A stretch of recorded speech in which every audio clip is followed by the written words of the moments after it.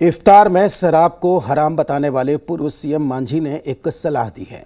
शराब पीनी चाहिए लेकिन दवा के रूप में, यानी कि थोड़ी थोड़ी। मांझी ने शराब पीने की वकालत कोई पहली बार नहीं की, लेकिन विपक्ष ने सवाल उनकी मंशा पर उठाया है। सवाल ये कि क्या सीएम को खुश करने के लिए मांझी ने शराब को हराम बताने वाली तस्वीर सीएम को तोहफे में दी।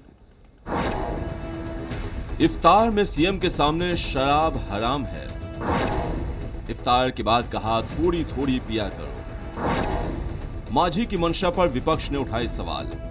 अब सवाल उठे भी क्यों ना, क्योंकि एक तरफ शराब को हराम बताते हुए सीएम को मोहम्मद साहब की कही बातों का पोस्टर गिफ्ट कर रहे हैं और फिर कुछ देर बाद हराम से शराब जायज हो जाती है।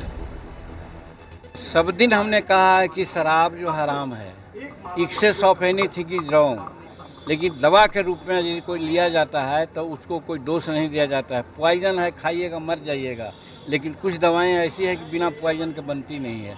तो उसी प्रकार से शराब की भी स्थिति है। शराब एक लिमिट अरसे में, लिमिट समय में अगर लिया जाए तो उसमें कोई यह नहीं है। ये कोई पहली मर्तबा नहीं है कि मांझी ने शराब की वकालत की हो, लेकिन इस बार मसला अलग है, क्योंकि एक तरफ सीएम के सामने विरोध और दूसरी तरफ शराब पीने का समर्थन। जिसकी मानसिक स्थिति ठीक होगा वो सारे लोग कहेंगे कि शराब पीना स्वास्थ्य के लिए, समाज के लिए, परिवार के लिए, बच्चों के लिए, महिलाओं के लिए हानिकारक है। पेंटिंग में क्या लिखा था वो कोई मायने नहीं रखता है। सरकार के निर्णयों के साथ सरकार में शामिल दलों के नेताओं को अपनी एकजुटता तो दिखानी ही पड़ेगी। वैसे मांझी के नए रूप को आरजेडी नए रंग में देख रही है। मसलन वीआईपी का जो हश्र हुआ, वैसा हश्र हिंदुस्तानी अवाम मोर्चा का ना हो, इसके लिए सीएम को खुश करने में मांझी जुटे हैं। लेकिन जेडीयू ऐसा नहीं मानती है। वो तो आरजेडी से सवाल पूछ रही है कि आपके पेट में दर्द क्यों है।